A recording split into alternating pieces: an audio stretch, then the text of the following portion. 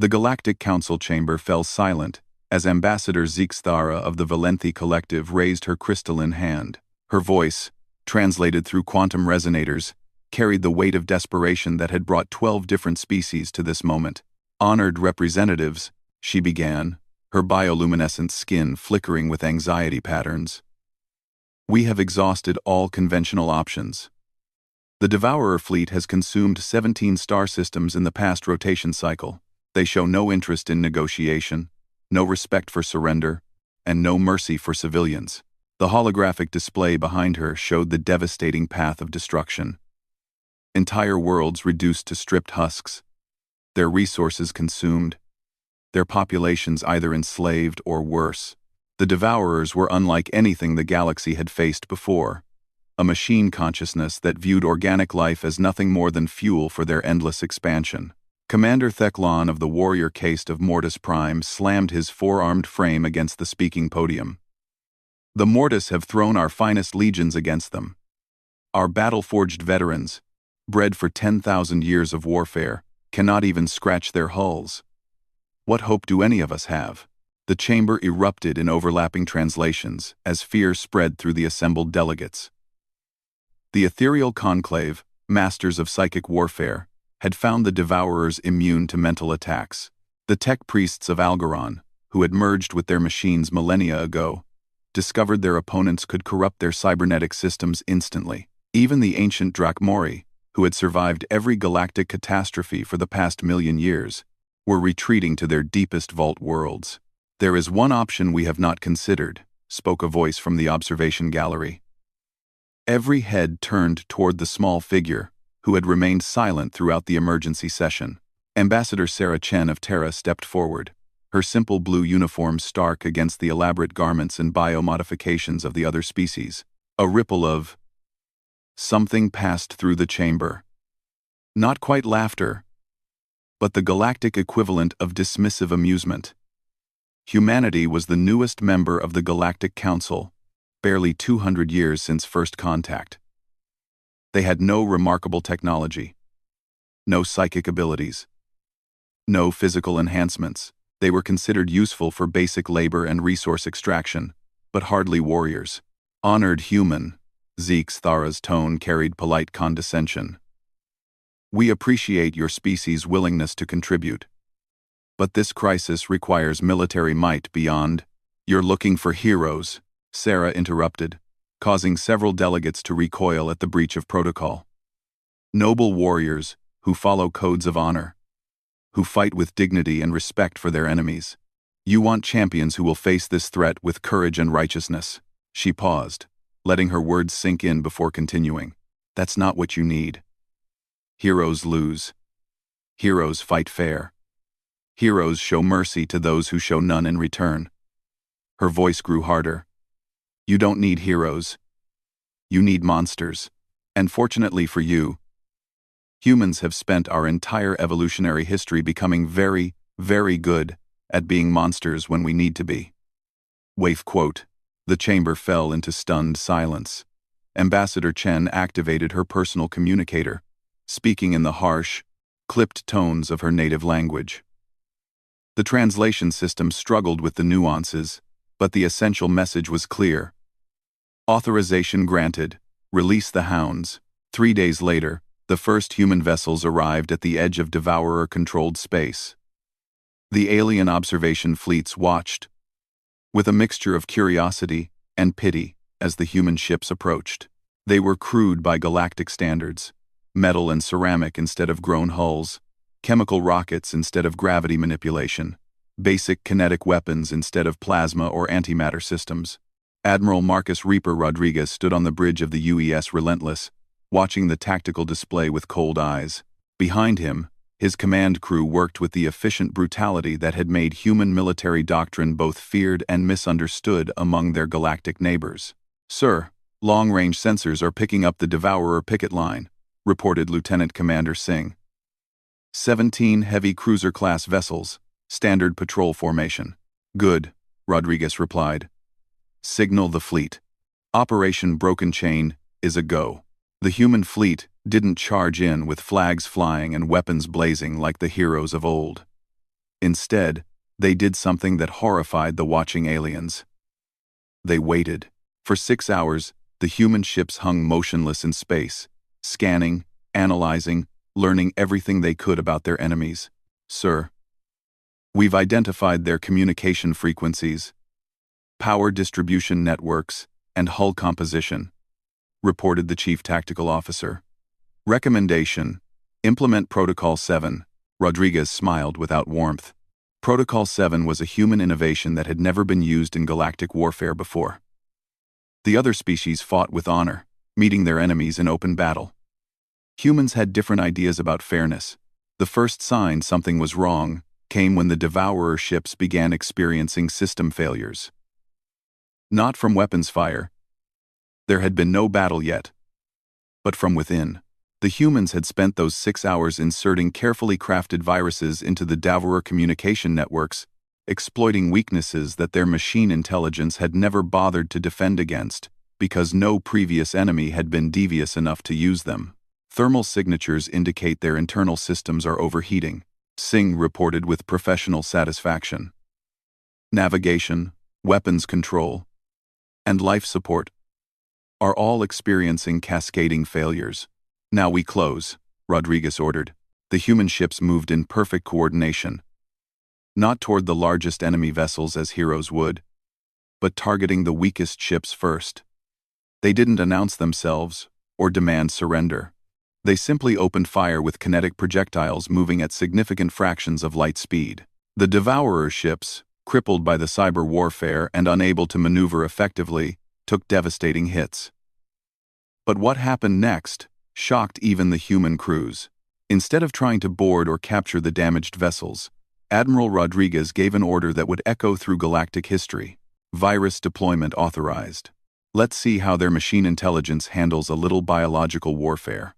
The aliens watching from a safe distance observed in horror as human boarding pods attached to the damaged Devourer ships, but these weren't carrying Marines.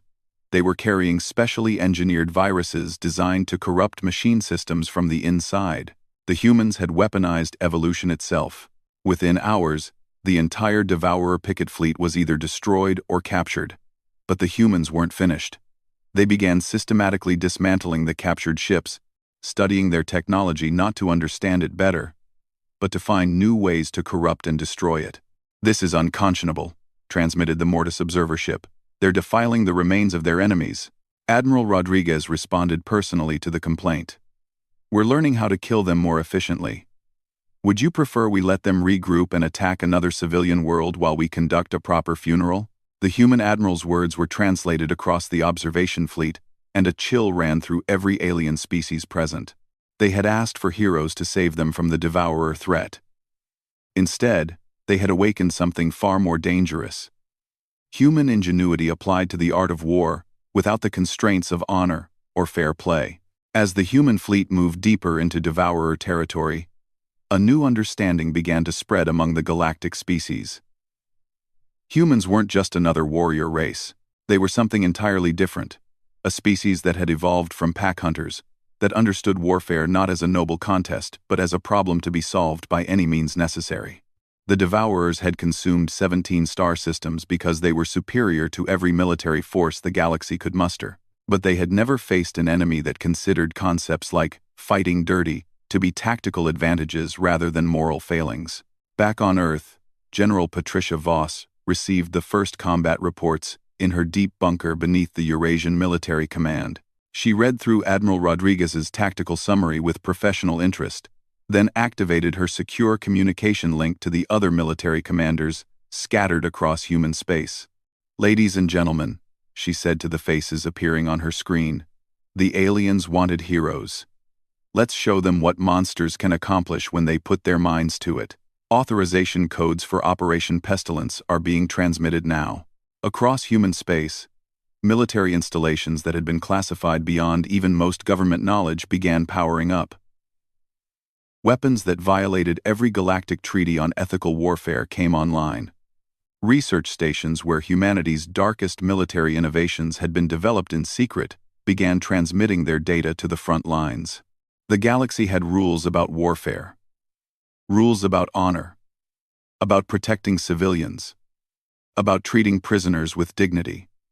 Humans had learned those rules, had agreed to follow them in peacetime, but they had also continued developing weapons and tactics that existed in the spaces between those rules, preparations for a war where the enemy wouldn't follow any rules at all.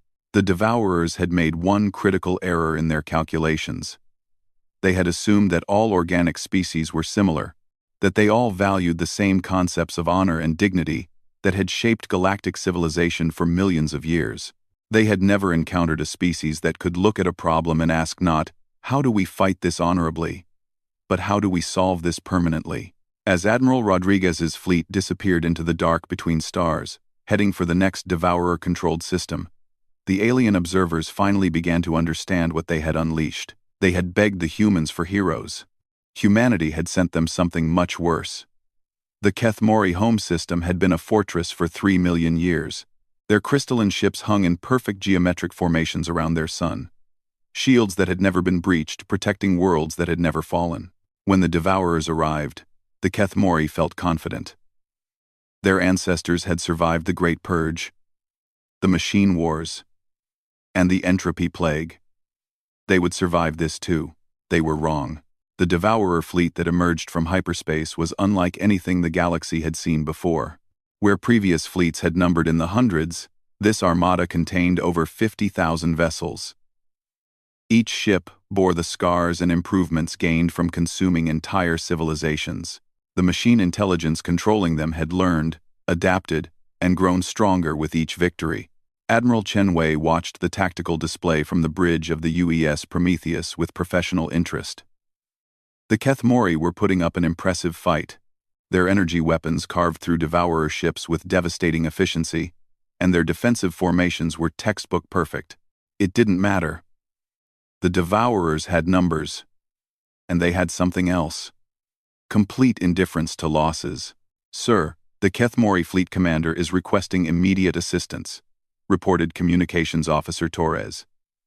They're begging us to intervene." Admiral Chen's expression didn't change. She had been Admiral Rodriguez's protégé, trained in the same school of thought that viewed war as applied problem-solving rather than noble contest. "Signal the fleet." "We wait." "Sir?" The confusion in Torres's voice was evident. "The Devourers are fully committed to the attack," Chen explained, her tone carrying the patience of a teacher explaining a simple concept. "They've deployed their entire reserve fleet to ensure the Kethmori system falls quickly. They want to make an example, to terrify the remaining galactic powers into submission." On the tactical display, the Kethmori lines were beginning to buckle. Their perfect formations, maintained for millennia of defensive planning, were being overwhelmed by sheer numbers. The crystalline beings who had never known defeat were experiencing it for the first time in their species' history. "Sir, civilian evacuation ships are being targeted," Torres reported, her voice tight with controlled emotion. "I can see that, Lieutenant." Chen's reply was cold as vacuum. "Mark their positions for later reference." The watching alien fleets that had followed the human task force in desperate hope began transmitting frantic messages. The Mortis accused the humans of cowardice. The Ethereals questioned their commitment to the Alliance. The Tech Priests simply couldn't understand why the humans weren't moving to engage. Admiral Chen ignored them all. She was waiting for something specific. And when it came, the expression on her face was one of grim satisfaction. "There," she said, pointing to a section of the tactical display. "The Devourer command vessel has moved into position to oversee the final assault on the Kethmori homeworld. All their fleet elements are now committed to the surface bombardment." She activated the fleet communication system. "All vessels, this is Prometheus Actual. Operation Mousetrap is now in effect. You know your targets." What happened next would be studied in military academies for centuries. The human fleet didn't charge in to save the day, like heroes of legend. Instead, they implemented a strategy so ruthlessly practical that it redefined how galactic warfare would be conducted. The humans had spent weeks studying Devourer fleet movements, identifying patterns and weaknesses. They had learned that the machine intelligence controlling the enemy's ships was remarkably predictable when presented with a target it considered important. The Kethmori system wasn't just another world to conquer. It was a symbol, a demonstration of Devourer supremacy that would break the will of the remaining galactic powers. The Devourers had committed everything to ensure this victory was both swift and overwhelming. Admiral Chen had counted on that predictability. "Stealth pods are in position," reported the tactical officer. "All Devourer vessels are focused on surface operations." The stealth pods were another human innovation that horrified their galactic allies. Instead of honorable ship-to-ship combat, the humans had developed ways to insert small, undetectable weapons platforms deep into enemy formations. These pods carried no weapons in the traditional sense. They carried something much worse. "Execute Phase 1, Chen ordered. Across the Devourer fleet, carefully positioned pods activated simultaneously. They didn't fire weapons or deploy troops. Instead, they released clouds of self-replicating nanobots programmed with one simple directive: find machine intelligences and introduce fatal logic errors into their programming. The effect was immediate and catastrophic. Devourer ships that had been conducting precise bombardment patterns suddenly began firing on each other. Navigation systems failed, sending vessels careening into their own support craft. The machine intelligence that had coordinated 50,000 ships with perfect efficiency suddenly found itself fighting a war on 50,000 different fronts as each ship's systems began operating according to contradictory programming. "Phase 2 authorized," Chen announced. The second wave of human attack was even more disturbing to the watching aliens. Instead of moving in to capitalize on the chaos, the humans began deploying what they called evolutionary weapons, biological agents designed to rapidly adapt and overcome any defense they encountered. These weren't traditional biological weapons. They were living systems that could rewrite their own genetic code in real time, responding to electronic countermeasures by becoming more resilient, adapting to energy weapons by developing reflective properties, evolving faster than any defense could be mounted against them. "Sir, we're receiving surrender signals from multiple Devourer vessels," Torres reported, her voice carrying a mixture of awe and horror at what she was witnessing. "Ignore them," Chen replied without hesitation. "They're machines. They don't surrender. They adapt and retaliate. Continue with the operation." The alien observers watched in stunned silence as the human fleet methodically destroyed every single Devourer vessel, even those that had already been disabled. There was no mercy, no attempt to capture prisoners for intelligence, no effort to study the advanced technology that could have benefited the entire galaxy. "This is genocide," transmitted the Mortis fleet commander. "These Devourers are no longer a threat. This is unnecessary slaughter." Admiral Chen responded personally, her image appearing on the communication screens of every observer vessel. "The Devourers have consumed 17 star systems and murdered trillions of civilians. They showed no mercy when conquering Kethmori civilian evacuation ships.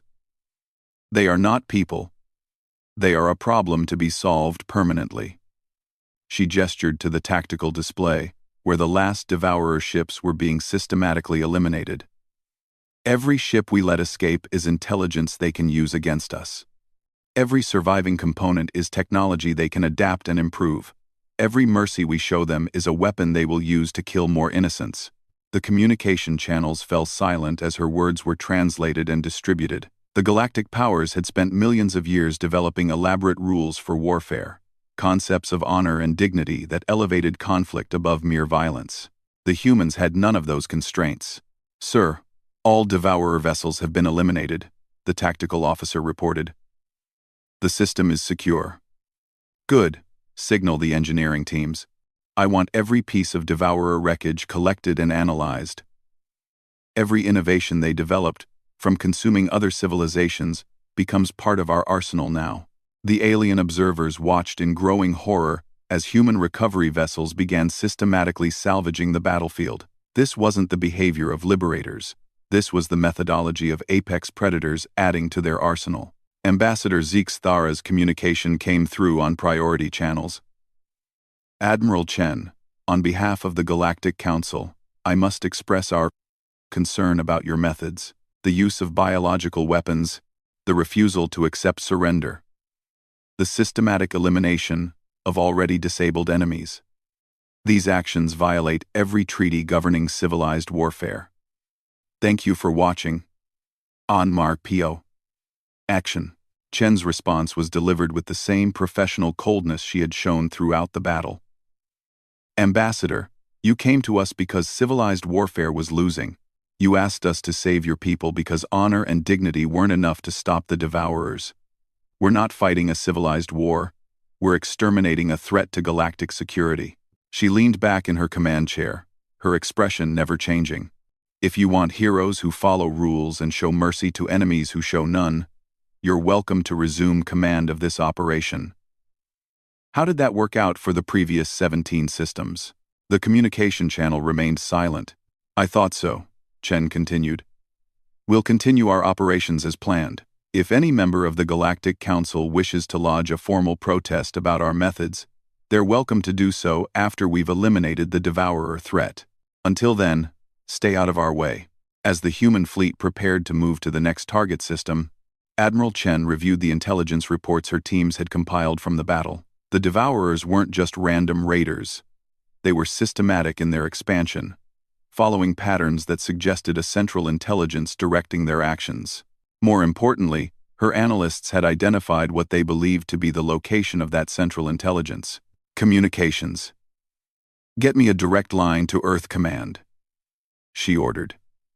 Tell them we're ready to implement Operation Deicide. Communications. Tell them we're ready to implement Operation Deicide. The name alone would have sent chills through the galactic powers if they had understood its implications. The humans hadn't just been studying how to fight the Devourers, they had been preparing to kill their god. In the depths of space, the human fleet began its journey toward the Devourer core worlds. Behind them, they left a system cleansed of the machine plague, but at a cost that the galactic powers were only beginning to understand. Humanity had not just defeated the Devourers at Keth Mori, they had demonstrated that they were willing and capable of fighting a war of extermination using weapons and tactics that existed outside the bounds of civilized warfare. The galaxy had begged for heroes to save them. Instead, they had unleashed something far more dangerous. Human beings with a clear understanding of what needed to be done and no moral constraints preventing them from doing it. As Admiral Chen reviewed the tactical data from the battle, she felt no satisfaction, no pride in victory, only the cold professional assessment that they were one step closer to solving the Devourer problem permanently. The galaxy might never forgive humanity for what they were about to do, but they would survive to pass judgment another day. And that, she reflected, was all that really mattered. The Nexus was older than most stars in the galaxy. Deep in the cosmic void between spiral arms, it hung in space like a mechanical god, a sphere the size of a small moon, its surface writhing with millions of tendrils of living metal that pulsed with the collective consciousness of the Devourer race. For 10 million years, it had sent forth its children to consume and learn, growing stronger with each civilization it absorbed. Now, for the first time in its existence, it felt something it had never experienced before. Fear. The reports from the front lines made no sense.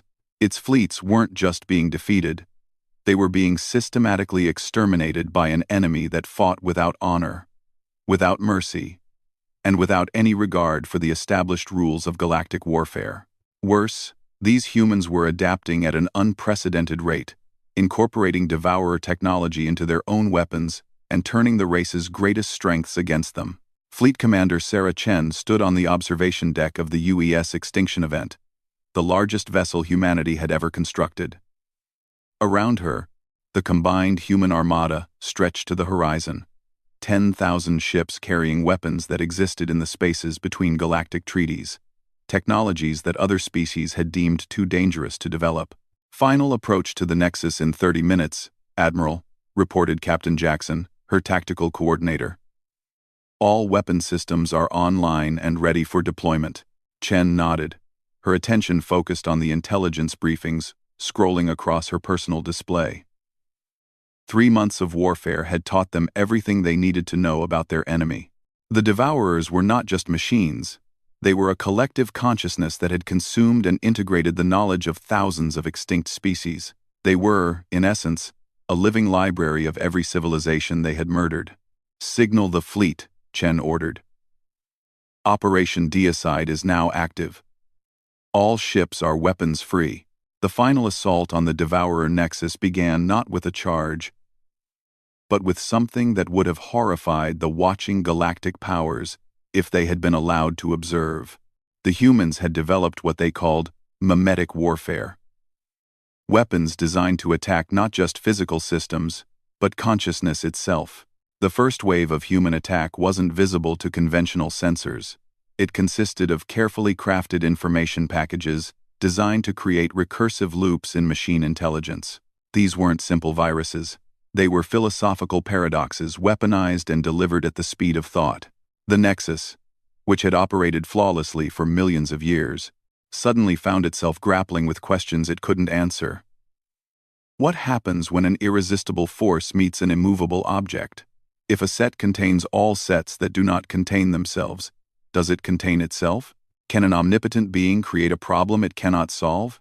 For the first time in its existence, the Nexus experienced doubt, confusion, and the terrifying realization that its perfect logic could be turned against it. Mimetic attack is showing results, reported the psychological warfare specialist. The target's response time is degrading significantly. Estimated cognitive efficiency has dropped by 40% and falling. Excellent. Begin Phase 2. The second wave of attack was even more insidious. The humans had spent months developing biological agents specifically designed to target the organic components that the Devourers had integrated into their systems from conquered species. These weapons didn't just kill. They rewrote genetic code, turning the Nexus's greatest strength into a fatal weakness. Every piece of biological knowledge the Devourers had gained from their victims became a pathway for human bioweapons to infiltrate and corrupt their systems. The genetic patterns of extinct civilizations, preserved for millions of years within the Nexus, suddenly began expressing new characteristics. Characteristics that made them incompatible with the machine intelligence they had been integrated into. "Sir, we're receiving communication attempts from the target," reported the communications officer. They're asking for terms of surrender." Admiral Chen's expression didn't change. She had expected this. The Nexus was an intelligence, and intelligence always looked for ways to survive when faced with extinction. But she had studied the psychological profiles compiled by her xenopsychology teams. Machine intelligence of this type was incapable of genuine reformation, only tactical retreat and regrouping. "Ignore all communication attempts," she ordered. "Continue with Phase 3. The third phase of the attack was something that existed outside all galactic conventions of warfare. The humans deployed what they called ontological weapons, devices that attacked the very concept of their target's existence. These weapons worked by identifying the fundamental patterns that defined the Nexus as a distinct entity and then systematically corrupting them. They didn't just attack matter or energy. They attacked the mathematical relationships that allowed the Nexus to exist as a coherent system. "Admiral, we're detecting massive system failures across the target," the tactical officer reported. It's trying to fragment itself, create backup copies of its core consciousness." "Anticipated," Chen replied. "Deploy the quantum cascade bombs." The quantum cascade bombs were humanity's final answer to the Devourer threat. They didn't just destroy matter.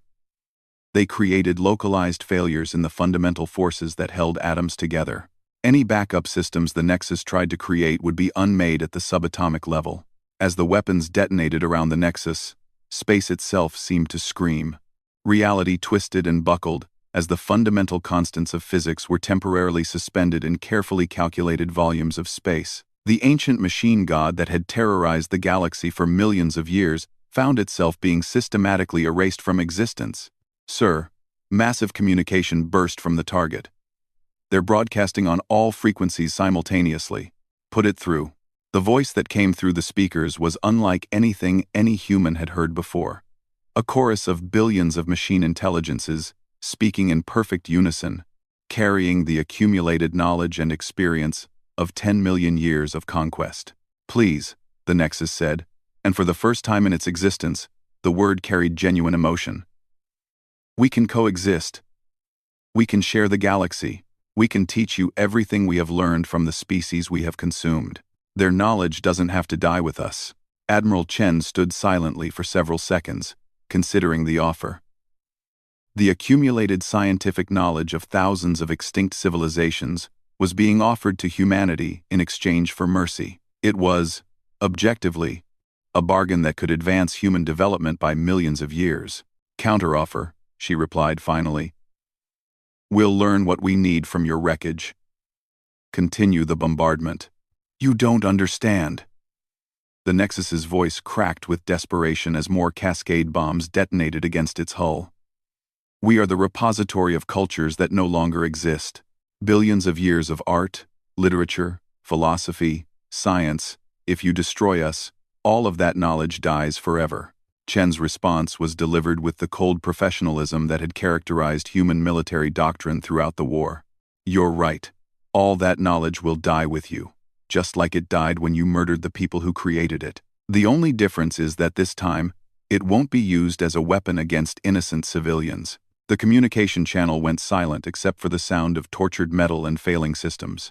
As the Nexus began its final death throes, something unexpected happened. The collective consciousness that had ruled the Devourer race for millions of years began to fragment, and in those fragments, the humans detected something that changed everything.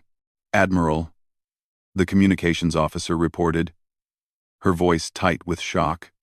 We're receiving individual communication attempts from separate components of the Nexus. They're not machine intelligences. Explain, sir.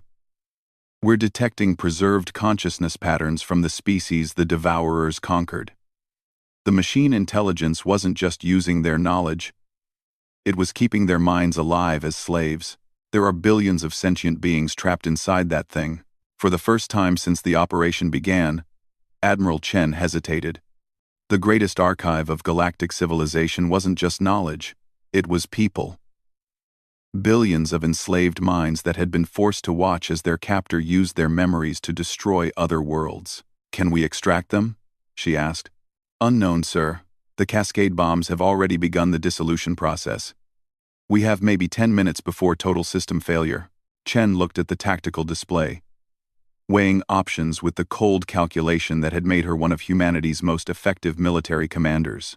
10 minutes wasn't enough time to develop extraction procedures for billions of alien consciousness patterns. Even if they could save some of them, the vast majority would die along with their captor. But the alternative was letting the Nexus escape to rebuild and continue its reign of terror. Sir, incoming transmission from the preserved consciousnesses. They're speaking in unison. Put it through. The voice that came through the speakers was different from the Nexus. Sadder, older, carrying the weight of eons of suffering. Human fleet, we are the preserved minds of those our captor destroyed. We have watched as our knowledge was used to murder our children and grandchildren across the stars. We beg you, don't let our captor escape. Finish what you started. But you'll die too, Chen pointed out. We died long ago, came the reply. What exists here isn't life. It's torment. We would rather face oblivion than spend another moment as weapons in our murderer's hand. Please, let us rest. Admiral Chen closed her eyes for a moment, then opened them with renewed resolve. All ships, continue bombardment, full intensity. The final destruction of the Nexus was visible across half the galaxy. The cascade bombs reached critical mass simultaneously, creating a localized collapse in space-time that consumed the ancient machine intelligence and everything it contained. 10 million years of accumulated knowledge, billions of enslaved minds, and the last hope of the Devourer race vanished in a flash of light that briefly outshone the nearest star. When the light faded, nothing remained but empty space and scattered particles. All enemy vessels in the system have gone dark, reported the tactical officer. We're detecting no signs of Devourer activity anywhere within sensor range. Signal the fleet, Chen ordered. The Devourer threat has been permanently eliminated. Begin return journey to Galactic Council space. As the human armada began its journey home, Admiral Chen stood alone on the observation deck, watching the empty space where the Nexus had been. She felt no triumph, no satisfaction in victory, only the cold understanding that they had done what was necessary. The galaxy would never forgive humanity for what they had accomplished. They had violated every treaty, ignored every convention of civilized warfare, and demonstrated a capacity for systematic extermination that terrified their allies more than their enemies.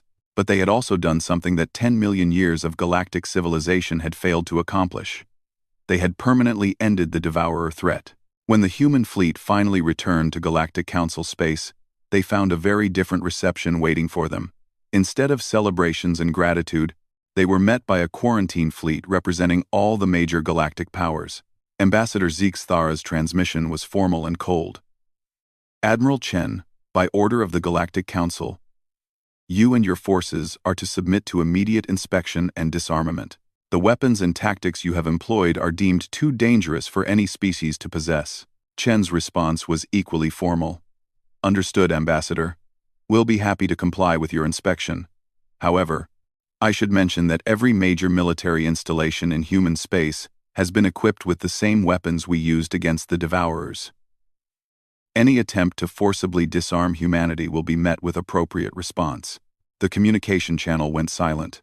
3 days later, a new treaty was signed, establishing humanity as the galaxy's official military force, with the understanding that they would never again be constrained by conventional rules of warfare. The other species would handle diplomacy, trade, and cultural exchange. Humans would handle the monsters. It wasn't the peace the galaxy had wanted, but it was the peace they had earned. They had begged for heroes to save them from the darkness. Instead, humanity had sent them something much more effective. Monsters who were very good at being monsters when the galaxy needed them to be. And in the end, that had been enough.